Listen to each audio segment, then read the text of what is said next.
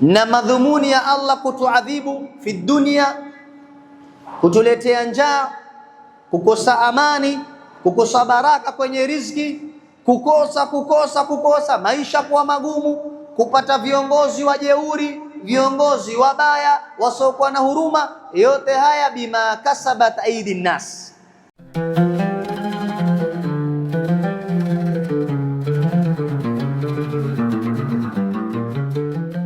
Dhahara alfasadu fil barri wal bahri bima kasabat aidi nnas liyudhiqahum ba'd alladhi amilu la'allahum yarji'un.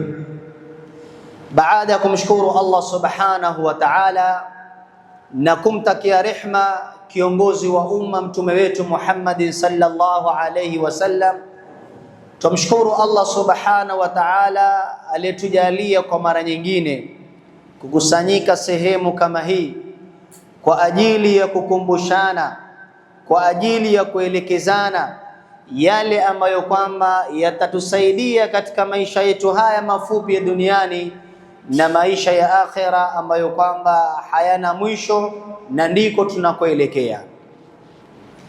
Nimesoma aya ya 41 katika suratul Rum. Allah subhanahu wa ta'ala ameeleza mambo matatu muhimu sana katika aya kama hii, na ni mambo ambayo kila leo sisi Waislamu twajiuliza, kwa nini ulimwengu umekuwa hivi? Kwa nini hali zimekuwa hivi? Tumekosea wapi? Tumeteleza wapi? Tumeenda vibaya wapi? Sasa katika suratul Rum Allah subhanahu wa ta'ala akatuwekea wazi sunna yake Mwenyezi Mungu subhanahu wa ta'ala katika maisha ya mwanadamu. Allah akasema, a'udhu billahi minash shaitanir rajim, dhahara alfasadu fil barri wal bahri bima kasabat aidi nnas. Umedhihiri ufisadi, uovu, ubaya fil barri wal bahri, katika nchi kavu na baharini, yani kumeharibika. Wanadamu wameharibika, wameharibu ulimwengu, wameharibu mazingara, kwa sababu ukweli wa mambo na katika kosa ambalo kwamba sisi twalifanya mara nyingi twaulaumu ulimwengu, wakati ulimwengu si kitu cha kulaumiwa. Wanaofaa kulaumiwa ni walimwengu, kwa sababu sisi ndio twabadilisha hali. Mbingu ni zile zile, ardhi ni ile ile, jua ni lile lile liliokuwa wakati wa Mtume sallallahu alaihi wasallam na wakati wa wema waliotangulia na wakati wetu huu. Lakini hali zinavyobadilika ni kwa sababu ya maisha ya mwanadamu, ni kwa sababu ya mienendo wa mwanadamu. Kwa hivyo Allah subhanahu wa ta'ala akaika wazi, dhahara alfasadu fil barri wal bahri bima kasabat aidi nnas. Ufisadi umedhihiri, ubaya umedhihiri, hali zimekuwa mbaya. Kokote unapoenda watu wanalia, maskini yualia, tajiri yualia, baba yualia, mama yualia, mke yualia, mume yualia, watoto walia, baba yualia, imamu yualia, maamuma yualia, mwanasiasa yualia, raia yualia, kiongozi yualia, raia pia naye yualia. Kwa hivyo ni mabaya ambayo kwamba yamedhihiri, ambayo wanadamu wameyachuma kwa mikono yao. Sasa Allah asema, hali ikiwa hivi, ikiwa wanadamu watafanya uharibifu katika ulimwengu, wataenda kinyume na mwenendo na ramani aliyoiweka Allah subhanahu wa ta'ala, liyudhiqahum ba'd alladhi amilu. Sunna ya Mwenyezi Mungu, mwenendo wa Allah subhanahu wa ta'ala, mipangilio ya Allah ni kwamba Allah atawaadhibu, atawateremshia adhabu. Kwa sababu gani? Kwa yale yale waliokuwa wakiyafanya wenyewe. Lengo na madhumuni ya Allah kutuadhibu fi dunia, kutuletea njaa, kukosa amani, kukosa baraka kwenye riziki, kukosa maisha kuwa magumu, kupata viongozi wajeuri, viongozi wabaya wasiokuwa na huruma. Yote haya bima kasabat aidi nnas, ni kwa yale ambayo kwamba wanadamu wameyafanya wenyewe. Sasa Allah atatuadhibu tunapoenda kinyume na mwenendo wake, tukileta uharibifu katika ulimwengu, tukifanya mabaya na machafu. Allah atatuadhibu kwa kutupa viongozi wajeuri, kufanya maisha magumu, kuzuilia mvua, mimea haimei, ukame utakuwa mwingi, jua litakuwa kali, hali itakuwa hazieleweki, watoto hawasikizi wazazi, wazazi hawasikizi watoto, hakuelekane. Bima kasabat aydin nas liudhikahum ba'da alladhi amilu la'allahum yarji'un. Lengo la Allah kutuadhibu ni rahma kwetu sisi, ndio huruma ya Allah, ili tushtuke, tupate kupigwa na butwaa, tushtuke kwamba hali zimekuwa hivi.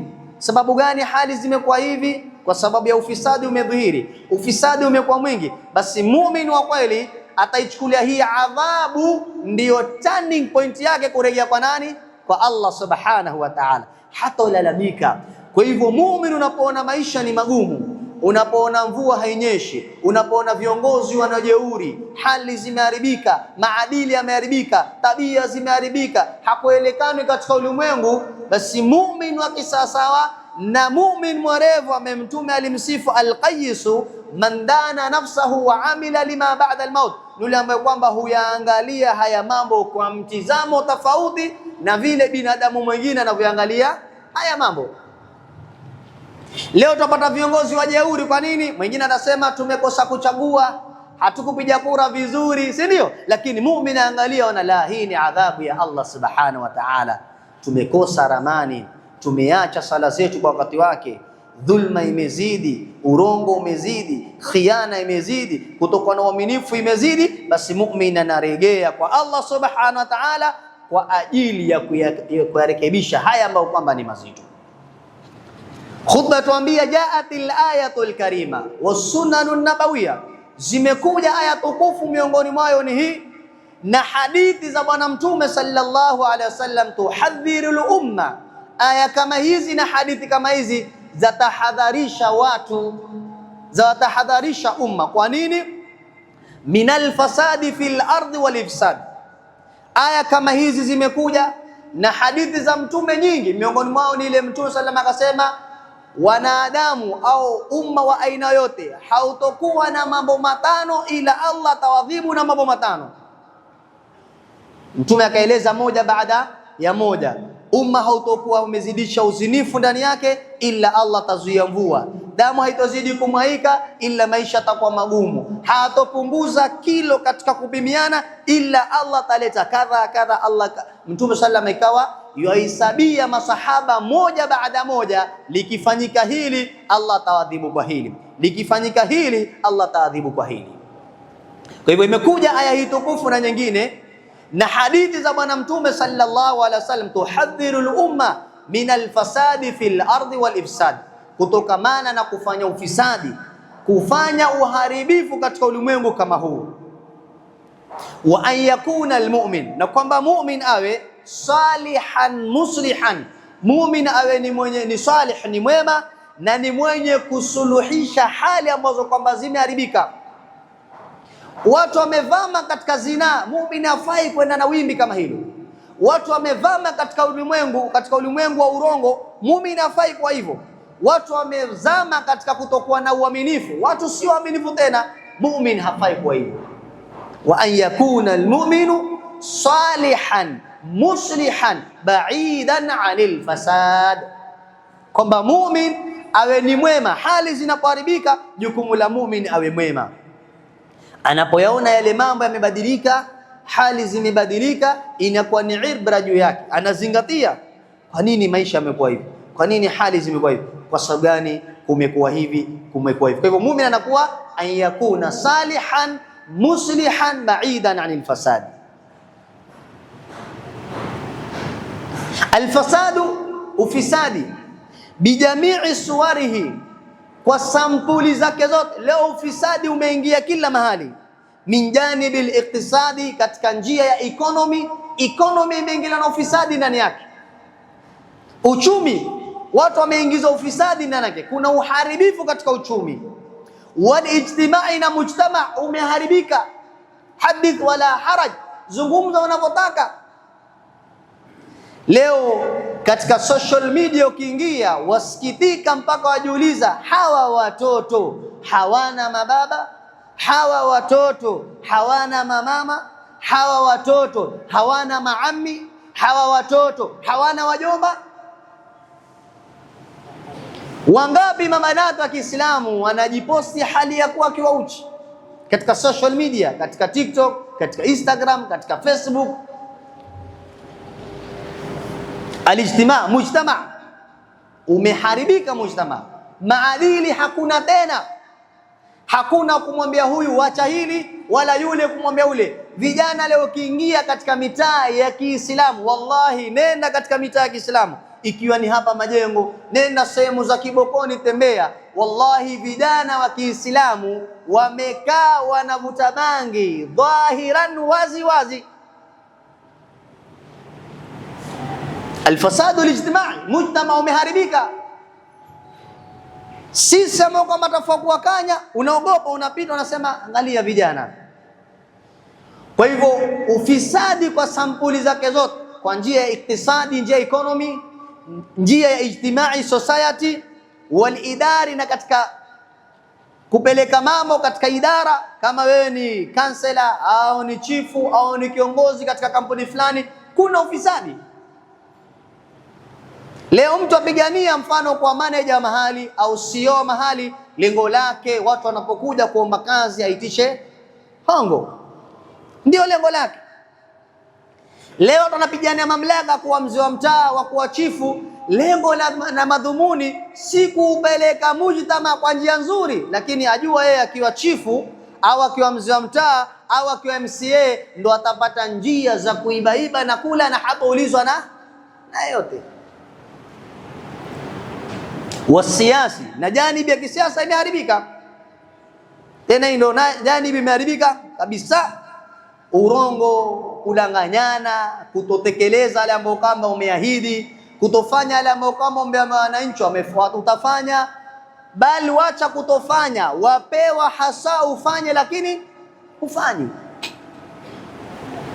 Kullu dhalika, khutba tuambia yote hayo, kad hadhara alislamu minhu, Uislamu umetotahadharisha kutofanya ufisadi katika janibu zote hizo, janibu ya kiuchumi, janibu ya kisosiety, janibu ya kisiasa, janibu ya kiidari. Uislamu umekuja ukakataza kwamba watu wasifanye uharibifu katika haya mambo. Wala budda, hapana budi, khutba tuambia, an na'lama, tujue, anna sunan Allahi fil kauni, kwamba mwenendo, ramani ya Mwenyezi Mungu Subhanahu wa Ta'ala katika ulimwengu, anna al-ummata, kwamba mujtama wa aina yote, umma wa aina yote, tangu ulimwengu umbe, kuanzia baba yetu Adam mpaka ulimwengu utakapomalizika, ramani ya Mwenyezi Mungu Subhanahu wa Ta'ala, mwenendo wa Mwenyezi Mungu Subhanahu wa Ta'ala katika ulimwengu, anna al-ummata, kwamba umma wa aina yote, idha hadat ani tariqi al-mustaqim, wakipinda, wakienda vibaya, wakiacha njia iliyonyoka, wakawacha maamrisho ya Allah Subhanahu wa Ta'ala, wakaenda wanavyotaka wao wanadamu.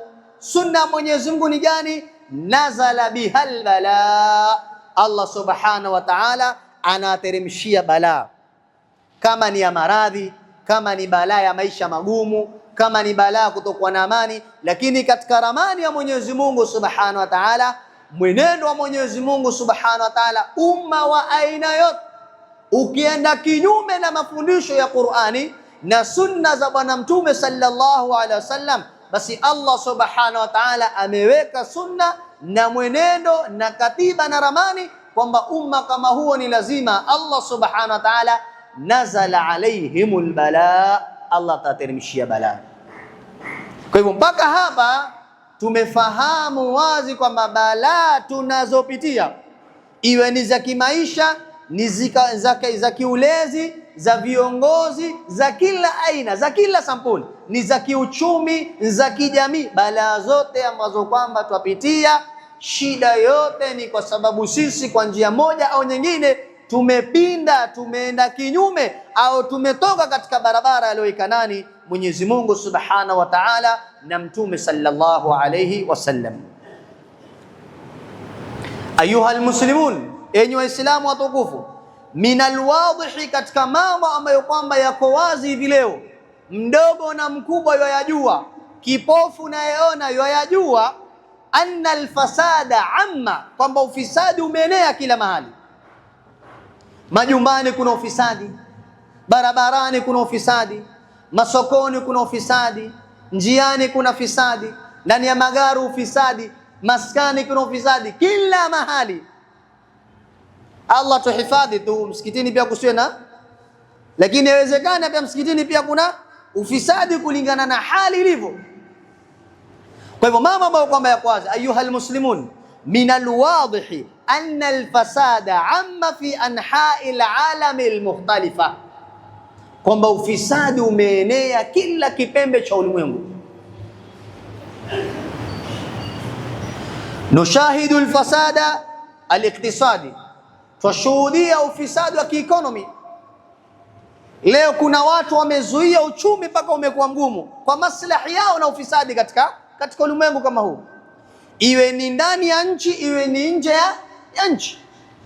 Hali ya uchumi inakuwa ngumu kwa sababu kuna some individuals, baadhi ya watu wamezuia pesa, wamezuia mali, wamezuia uchumi wa nchi kusonga kwa maslahi yao. Hadha alfasad, huu ni uharibifu wa kiuchumi. Leo twalia uchumi ni kwa sababu kuna watu wanafanya ufisadi na uharibifu na mabaya katika uchumi. Walfasadu lidari, na ufisadi wa kiidara. Walfasadu siyasi, na ufisadi wa kisiasa. Huko ndio nadhani ndio shimo lake, hata usiongee sana, ndio shimo la ufisadi. Sawa? Leo mathalan MCA ameahidi watu atakujenga zahanati ndogo, sawa, katika wodi yetu hapa, mfano Majengo. Anapeleka budget mathalan kwa governor, ile zahanati kujengwa yafaa kuwa na milioni 20 mathalan. Basi budget itapelekwa huko. Budget ikija, angalia ufisadi unapofanywa. Anaitwa MCA, naomba njoo bana, wale ukiwajengea usipowajengea utafaidika nani? Chukua chako, mbunge chake, seneta chake, gavana chake, habari imeisha. Huku kuna mtu anakufa kwa sababu amekosa dawa. Kuna mtu anakufa kwa sababu daktari hajalipwa, pesa yake imeliwa, daktari amegoma. Hatuyashuhudia haya Waislamu. Watu wanakufa na maradhi ya figo, wanakufa na kansa, wanakufa na matibi, wanakufa na limonia, wanakufa na malaria kwa sababu madaktari wamegoma. Kwa nini madaktari wamegoma? Kuna pesa mahali imeliwa, ufisadi umefanywa. Sasa hali inapokuwa hivi, Allah anatuadhibu. Hali zinakuwa ngumu za kimaisha. Walfasadu siyasi, walfasadu alijtimai, na ufisadi wa kimujtama. Mujtama umeharibika. Hatujui, hujui umshike nani, umwelekeze nani, umwambie nani. Katika mama ambayo kwamba mimi najiuliza kila leo,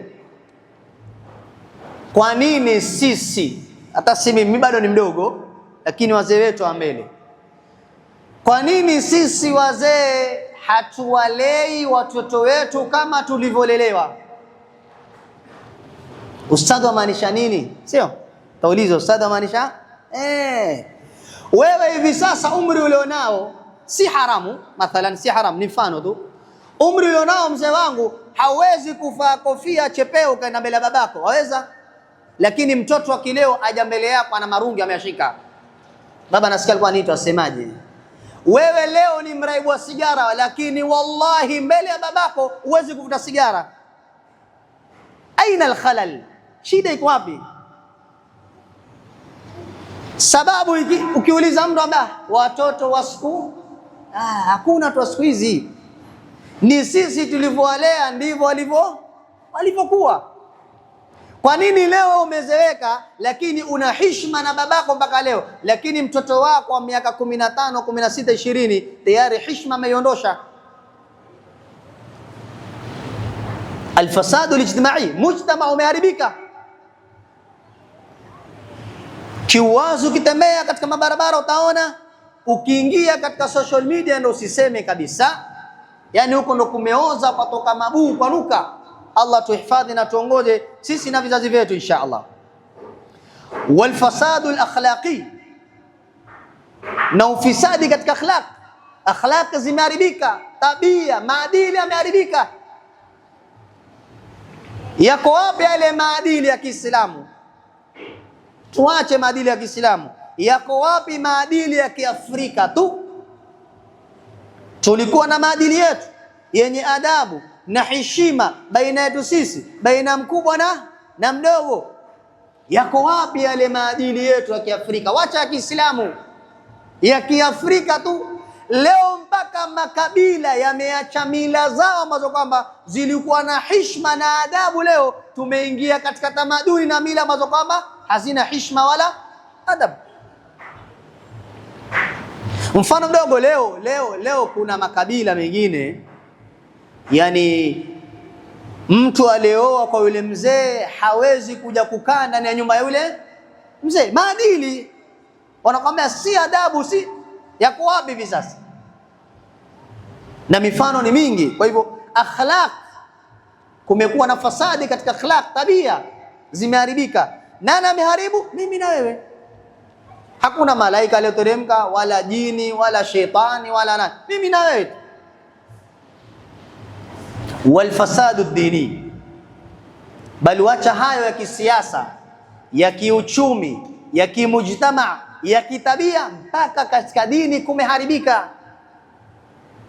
Leo mashekhe kwa mashekhe watukanana, mashekhe kwa mashekhe hawaheshimiani, mashekhe kwa mashekhe hawaelewani. Mujtamaa unaumia, unaharibika, unasonga nyuma kwa sababu kuna watu mbele hawapatani, ufisadi ndani yake. Sawa? Sasa wa min suwari alfasadi, katika mifano ya ufisadi, mambo ambayo kwamba yakidhihiri katika mujtamaa Allah subhanahu wa ta'ala tatuadhibu na tatuadhibu, na ni mambo ambayo kwamba yameenea, yamekithiri katika mujtamaa. As-sariqatu ni wizi, ni wizi. Leo ukifungua gazeti kuna fulani ameiba bilioni 100. TV ukisikia matangazo fulani ameiba mabilioni ya pesa, mara fulani ameiba hichi, mara fulani ameiba. Mwisho wake hauoni kupokonywa yale mali wala huoni kufungwa. Uliona mwanasiasa gani, awe ni rais, awe ni makamu wa rais, awe ni waziri, awe ni gavana, awe ni senator, awe ni mbunge, awe ni kansela, awe ni chifu, awe ni askari, awe ni askari wa county, awe ni aina ya serikali, nani ulimuona ameiba, ameshtakiwa, amefungwa na mali amepokonywa? Tasikia kila siku kesi, miaka 10 kesi, miaka 20 kesi. Kuna ufisadi. Kwa hivyo katika mifano ya ufisadi ni athari ka wizi. Uwizi umekithiri mitaani, uwizi umekithiri katika majumba, uwizi umekithiri katika misikiti, uwizi umekithiri katika mali ya umma, uwizi umekithiri katika uongozi, uwizi umekithiri, yani katika kila sambuli. Na kuna uwizi wa wazi na kuna uwizi ambao kwamba si wazi. Wenyewe wanasema international. Kuna uwizi wa international, yani unaibiwa mpaka uje ujue umeibiwa wewe kitambo, watu wameenda, sio? Na mifano ni mingi, si wakati wake wa kupiga, lakini mifano mingi. Tunaibiwa international, mpaka uwe ni mtu ambaye kwamba ni mshap, ndio utajua hapa ndo sharambwa, sisi wanavyosema vijana mtaani. Hapa tumefanyaje? Hapa tumerambwa, hapa ishaenda na maji. Watu wanaiba internationally. Kwa hivyo katika sampuli za uharibifu ni asarika, uwizi. Suluhisho lake ni watu kuacha wizi. Ulichopewa ni cha umma, kipeleke kwa umma. Ulichopewa ni amana ya mtu, peleka amana ya mtu. Tosheka na chako ambacho kama umepewa. Wacha kuchukua cha kampuni. Kama umewekwa department ya spare, uza zile spare, usitoke na nyingine ukatia mfukoni, ama ukampatia askari ukitoka kupatie. Mwaelewa mimi nasema nini? Unifahamu? Tosheka na chako. Kwa nini uibe? Unaleta ufisadi katika ulimwengu, unaleta uharibifu katika ulimwengu. Natija yake Allah subhanahu wa ta'ala, liudhikahum ba'dha alladhi amilu la'allahum yarjun. Allah tatuadhibu. Kwa nini uibe cha mtu? Tosheka na chako. Wa min suwari alfasadi arrushwa, hongo. La'ana Allahu ar-rashi wal murtashiya, Allah amemlaani mwenye kutoa hongo na mwenye kupokea hongo. Wallahi hivi sasa hata uwe na dini kiasi gani, Mungu anisamee, hata mimi ninatoa khutba nikipeleka gari na ikashingimia kwenye leseni, sababu wamo humu, naangalieni vizuri, mumu iwe ni askari wa traffic wa serikali, ni wa kaunti, umu mtu amemenyeka na jua kali na tuktuku, hana makosa, lakini umtafutia makosa. Ni madha? Kwa nini? Humhurumii huyu mtu, ana familia, atafutia familia yake, amechomwa na jua, amerauka asubuhi, wewe unakuja unambandika makosa, wataka 500, 1000, 2000, 1000 ngapi? 3. Waifikiria familia yako? Ushafikiria familia mtu ambaye kwamba chukua haki yake bila hongo? Leo mpaka hospitali ili, wallahi kuna bwana mmoja anaambia, sitoitaja, lakini hospitali ya kiserikali kubwa, bwana mmoja anaambia, ustadhi, subhana, dunia ifikia hapa. Naambia ifikia hapa ustadhi, mimi naona bado dunia endelea hii. Anaambia kunani tena? Anaambia ustadhi, nimeenda kutaka kupigwa picha, nimeenda siku ya kwanza sikupigwa picha, siku ya pili sikupigwa picha, siku ya tatu sikupigwa picha, asema siku ya 4 kuna daktari kijana Muislamu akanambia, ustadhi, mimi nitakusaidia lakini si njia nzuri ya kusaidia, lakini nitakusaidia, weka 500 kwenye bahasha hiyo ya karatasi uliopigwa picha. Asema naam, nilivotia 500, nilivoweka nikaitwa mtu wa pili kabwa picha, picha ya ugonjwa, si ya passport. Kwenye passport ndio usiseme huko ndo kumeoza kabisa. Fa aina tadhhabun? Hadhi alfasad, huu ni ufisadi, rushwa mpaka kwa ule mmoja juzi anaambia, ustadhi, na staajabu, kuna hongo mpaka kwa maiti. Mtu wako akifa kwa moja rumtoi mpaka sijui manaelewa, lakini mtu wako akifa bahati mbaya kwa moja rumtoi mpaka nini?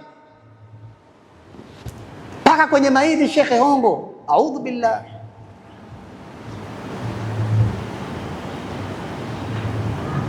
Hongo kila mahali, hongo. Ukitaka kazi wewe ni hongo, ukitaka kusalimika na traffic ni uhonge, ukitaka usalama barabarani ni uhonge, ukitaka matibabu hospitali ni uhonge, ukitaka ID ni uhonge, ukitaka passport ni uhonge. Limadha? Kwa nini? Na ukienda ukasema haki yangu ya sawa, subiri haki yako, tasubiri miaka nenda miaka rudi mpaka Isa ashuke. Kwa hivyo katika sampuli za ufisadi ambao kwamba umekithiri katika ulimwengu, ambao ni sababu ya Allah subhanahu wa ta'ala kutuadhibu, arrushwa, rushwa, hongo. Laana Allah, Allah memlani. Unapopeana sasa, swali mtu akwambia, bwana ustadhi, usipotoa hiyo 100 utatoa 3000, mfanyeje? Hiyo 100 nikiitoa ni hongo, nitaitoa na 3000 nikitoa pia nifanyaje ustadhi? Min alajab, katika mambo ya maajabu, anayetoa hongo ni Muislamu, anayepokea ni Muislamu. Yani subhanallah, mimi nitalenga sana traffic account na kawaida, kama uko hapa niangalie vizuri. Yani akishaona gari, akishaona tuktuk, ashapiga ramani ile pale, nitatoa 1000. Basi kama kila mmoja atafuta mwenzako, afadhali wewe mwisho wa mwezi kuna mshahara wapata, huyu mwenzako ni leo kwa leo, akipata akikosa ndio hivyo, familia mtegemea. Katika sampuli za ufisadi ni arrushwa, hongo. Kazi upati paka hongo, paka kujuana, paka. Na ndio maana katika jambo lililoharibu ulimwengu wetu wa leo, ikawa kazi hazifanywi zinavyotakaniwa, ni kwa sababu anayestahili kupewa ile kazi hapewi, asiyestahili wapewa kwa sababu ya mambo mawili: ima ametoa hongo pesa, au ana wasema godfather, sio ana nani, yani waulizwa wanzi aliyokuleta hapa nani. Mambo mawili siku hizi pata kazi ndio ile moja kwenye Citizen kumalizia, wakatofanya recruitment ya polisi na jeshi. Yule kijana alinifurahisha sana, alitolewa kwa sababu ya kimo nadhani. Sasa bahati mbaya katika hiyo timu aliyokuja kufanya recruitment kwenye uwanja kuna askari ni mfupi zaidi yake. Asema akamuuliza yule mkubwa askari, "Sasa mimi nakataa wanitoa kwa sababu ya kimo changu. Huyu na mimi nani mrefu?" Ameingia kwa sababu gani? Usiulize wala haraja. Allah subhanahu wa ta'ala atuhifadhi. Sampuli ya fasadi ni nyingi, lakini madhumuni ya khutba hii ni turegee kwa Allah subhanahu wa ta'ala. Na kuregea kwa Allah subhanahu wa ta'ala, ustarajie ulimwengu mzima uregee kwa pamoja. La, nianze mimi, anza wewe, anza yule, anza yule. Kama una tabia kutokuwa na uaminifu, badilika kwa mwaminifu, usitoe tena hongo. Jaribu askari wa Kiislamu kipata, kama ni account, kama na kaida, mpatie nasaha, ndugu yangu, haifai hii, ni haramu kidini, mpatie nasaha. Asana yeye atamwona mwenzake, atamwambia, itakuwa ni ngazi, tuambiana baada ya miaka 5 10 mujtama utabadilika, utakuwa ni mwema, hali zitaregea kwa nzuri. Lakini wallahi tukiendelea namna tulivyo kufanya ufisadi katika ulimwengu, na Allah subhanahu wa ta'ala hatoacha kutuadhibu. Tumomba Allah subhanahu wa ta'ala atuhifadhi na kila sampuli ya ufisadi, atuhifadhi sisi na familia zetu na jamaa zetu na umma kwa jumla, atuelekeze katika siratal mustaqim. Barakallahu li wa lakum bil Qur'anil azim ونفعنا إياكم بما فيه من الآيات والذكر الحكيم. أقول قولي هذا واستغفر الله لي ولكم ولسائر المسلمين من كل ذنب